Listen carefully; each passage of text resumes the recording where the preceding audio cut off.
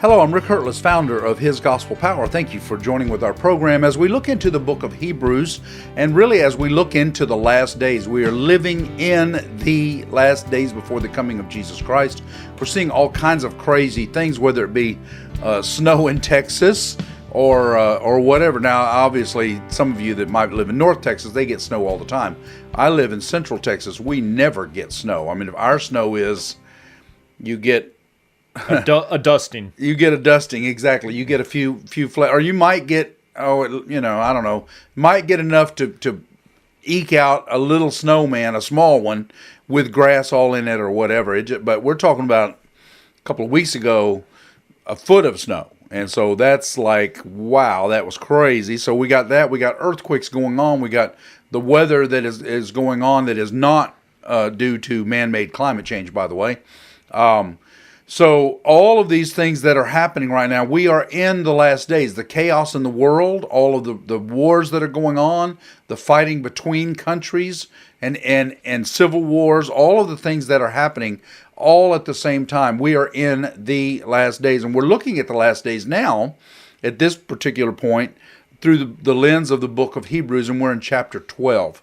Before we get into that, please go to hisgospelpower.org, click on the donate button, or the Contact Us button. And thank you so much to those who support our ministry through your prayers and or through your financial support. It is our pleasure to partner with you as we go around the world, bring this message around the world. We are in over 50 countries, and so we are excited to have you join with us today as well. Okay, let's look at Hebrews chapter 12, verse 12. Therefore, strengthen the hands which hang down and the feeble knees, and make straight the paths for your feet, so that what is lame may not be dislocated, but rather be healed. Now, what's he talking about? We've already looked at, these are the Hebrews.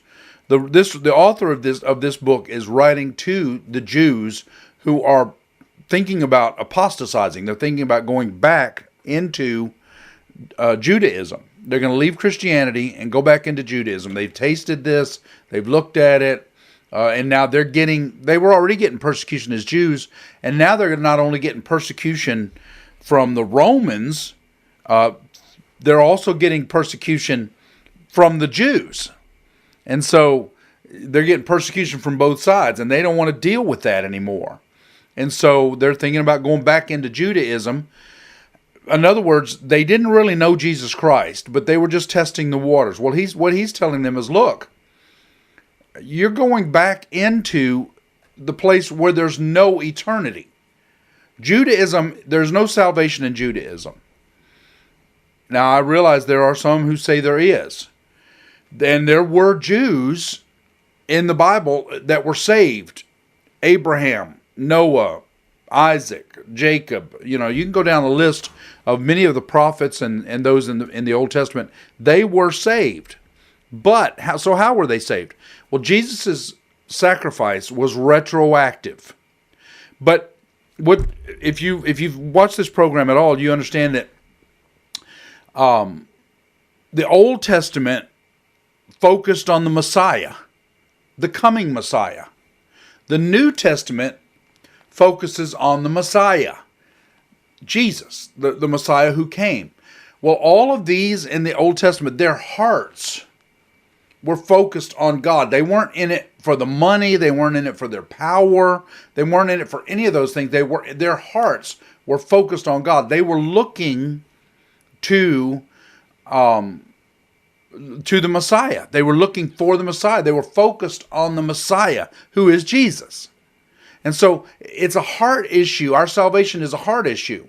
Well, the Pharisees, the Sadducees, who hung Jesus on the cross, who, by the way, they didn't really hang Jesus on the cross. We all did. We all hung Jesus on the cross. So our sin, the sin of the world, hung Jesus on the cross. But God used the Romans and he used the Jews of the time to complete the task. And so those guys who hung Jesus on the cross were not saved. And why is that?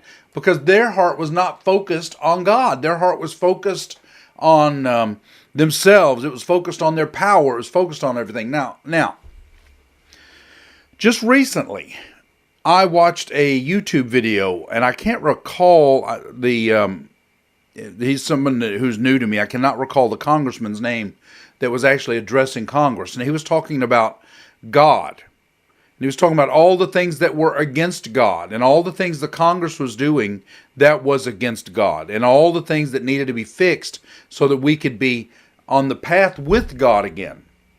Well, then the Congressman Nadler stands up and he says this Congress has anything that has to do with the obedience of God is not this Congress's concern. I think that might have been the direct quote, is somewhere real close. Anything that has to do with the obedience of God is not this Congress's concern. Well, does that not say it all? It tells us the peril that the country is in, but it says it all as far as what the Congress that we are fighting, the Democrats mainly, but not only. Let me tell you something. Now, we've talked about this before. This program does get into politics some. Why? Well, because it's part of our life. It's part of what we should be doing. We can't cut part of our life and say, we're going to leave that over here, and I'm going to leave my church life over here. And no, it's all part of me. It's all, it joins with me. So, the Republicans, I used to be, I've really always been an independent. I've always voted for the man that I believed was best for the job, whether it be Democrat or Republican. And I have actually voted for a few Democrats in my life. Mostly, though, the platform of the Republicans is the platform I stand on. And actually, in the last 15 or 20 years, I have not voted for one Democrat because their platform is anti-Christ. I've got to make that perfectly clear to you. Their platform of the Democrats is anti-Christ. Now, the platform of the Republicans is pro-Christ and it's pro-life and all that. Unfortunately, most of the or maybe I shouldn't say most, but I don't know. From the way it looks, maybe I should say most of the Republicans do not stand on their own platform. They are happy to join the Democrats in whatever it is they're doing to make sure they maintain their power, make sure they maintain their money, whatever their little pet projects are, make sure they maintain all that. So their platform says one thing, so I'm still standing with the Republican platform, but I'm not a Republican. Now, things have changed. And what we've seen now that President Trump is out of office and what the Republicans have done to try to, some of them have tried to do to get him out of office, some, of course, that have spoken out of both sides of their mouth. Well, I mean, I'm not even identifying with Republicans either. So now this is not really a partisan thing. It's not. So Democrats and Republicans are on my blacklist. Why? Because most of them, I don't care what they say, the Republicans are the Pharisees and the Sadducees. The Republicans say godly things, and they walk around piously like they are godly, and then they do Antichrist. They do like the Antichrist. And so, at that point, we're done. And so, I wanted to bring that out to you so you might understand that we are saved by Christ. The Old Testament saints who are saved, it was a retroactive sacrifice. They had their focus on Jesus. It was retroactive saving. We're saved eternally through Jesus Christ. We're seeing so many things that are happening. Now, what he's talking about here, and I am going to give Ron a chance to speak. Oh, okay, thank you. I am going to talk, I got some notes. But what we are saying here is these people are discouraged. Maybe you're discouraged right now because of things that are happening, but I'm going to tell you, there are things going on that we cannot possibly see, but they are happening behind the scenes with our government right now, and they're good things that are happening. Well, these didn't understand the good things that were happening, which is Jesus Christ. He says, therefore, strengthen the hands which hang down. In other words, when you're slumped over and you're discouraged, your hands hang down, your shoulders hang down, I'm a chaplain of the football team at where I'm at, and the boys, when we start seeing their heads hang down, we'll get your heads up. This is not over. It's not over yet. Get your arms up. Stick up, put your heads up. That's what he's talking about here. Heads are hanging down. Make straight the paths of your feet. Don't just drag your feet. And so what is lame may not be dislocated, but rather healed. So in other words, pick yourself up and understand that it's not over. And Christians who are watching this, Christian, lift your head up. Be excited for Christ. Understand this is not over. In fact, this is just the beginning of eternity. Ron Stoidel. Well, I think this really speaks to the time that we're specifically in, with what's going on with the coronavirus pandemic and the government's suppression of people and oppression, just using this as an excuse for subjugation of the nation. And that verse speaks specifically, 12 and 13, to how we should react. We get it. We understand when this whole thing started, everybody was concerned about how bad this would really be because we had never experienced this before.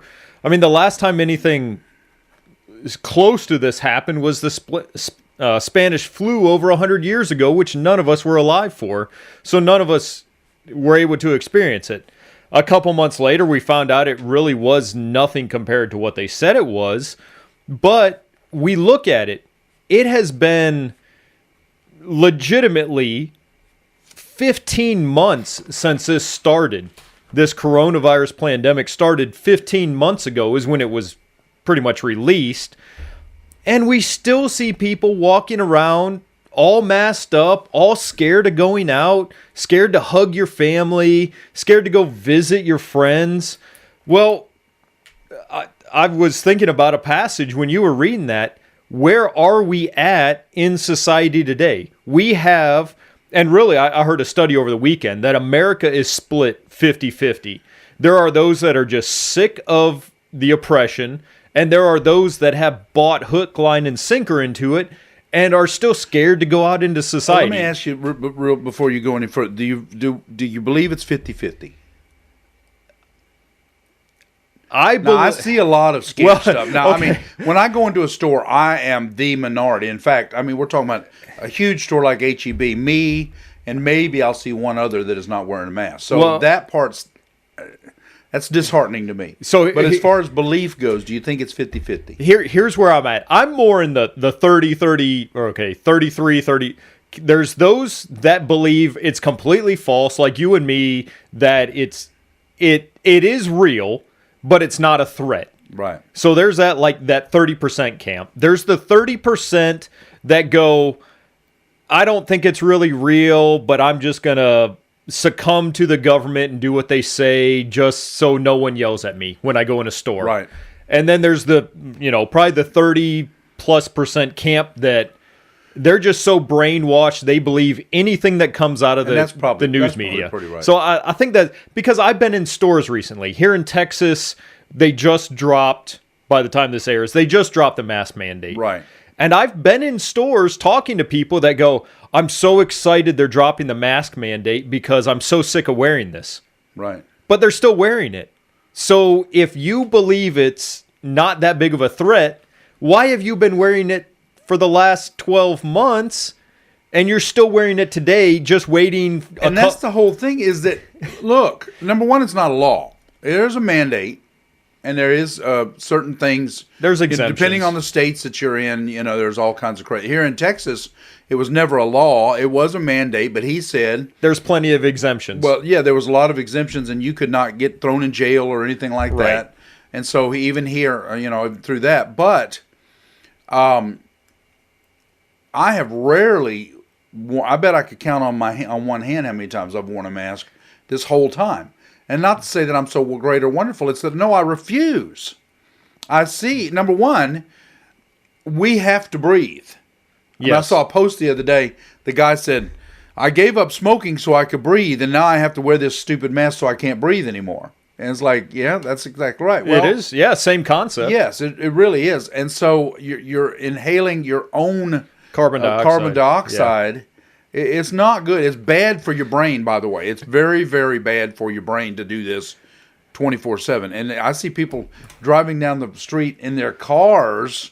Well, it's funny you mentioned that. With the windows rolled up and they got a mask on. I heard another statistic this weekend that traffic accidents, since the mask mandate has been imposed, have drastically increased.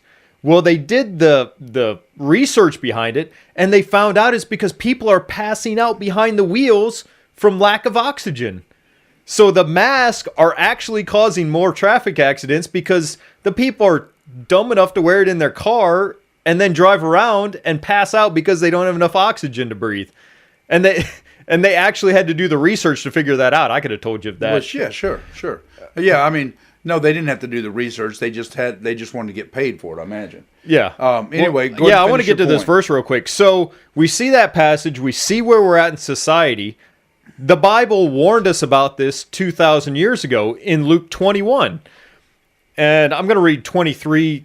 I'm going to start at 23 just so you have some back context. It says, But woe unto them that are with child, let them that give suck in those days, for there shall be great distress in the land and wrath upon the people. Are we not seeing that? Mm-hmm. And they shall fall by the edge of the sword, and shall be led away into all nations, and Jerusalem shall be trodden down by Gentiles, until the times of the Gentiles be fulfilled. And there shall be signs in the sun and the moon and the stars, and upon the earth distress of nations with perplexity, the sea and the waves roaring, men's hearts failing them for fear, and for looking after those things which are coming on the earth, for the powers of heaven shall be shaken. And then they shall see the Son of Man coming in a cloud with power and great glory. Is that not speaking to what the mentality of society is today? They're being led away into captivity, not somewhat by the governments, but we're seeing it more by corporate institutions, right, that they're just subjecting themselves to these mandates, and just instead of just saying, hey, company has a sign on the door that says it's a corporate mandate, okay, stick it to them. Don't go shopping there. Let them go bankrupt, let them fail, and go shop at the company that isn't falling for this. And and that is the thing. In fact, what we're finding, we're really out of time, but I want to just say that what we're finding is that the corporations are the ones leading the way on this. They are. And it is about control. We are in that age where number one, the Antichrist is about to rise. He's already setting the stage. He is about to rise. Now, how long? I don't know. 4, 5, 6 years, 7 years. If it remains the way it is now, and I'm not going to, there's plenty of other programs you can watch to identify what I'm about to say. If this election stands, and everybody's saying, well, the election's already stand. What are you talking about? Well, okay. So you can call me whatever you want. If this election stands, then we are closer to the Antichrist than we could even imagine. And so, like I said, there's plenty of other programs you can watch to figure that part out. And I'm not afraid to mention it. It's just that we're not in that area of the program right now in this particular scripture to worry about talking about that, going there. So, thanks for joining with our program. Please go to hisgospelpower.org. Click on the donate button or the contact us button. Make sure you push the subscribe button as well, and maybe the like button. So we just appreciate y'all joining with us. Until next time, I pray you receive His gospel power today.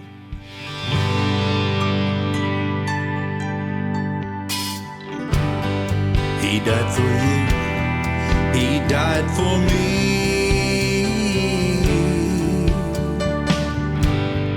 From our sin, He set us free. He loved us so, His life He gave. So if we ask, we can be saved. He's calling you, He's calling you.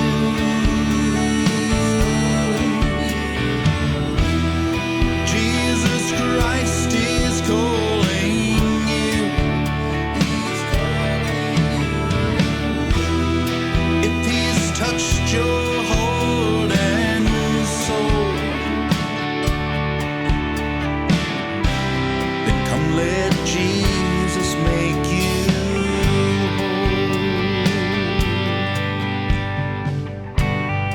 come near with me, and we will pray that all your sin be washed away.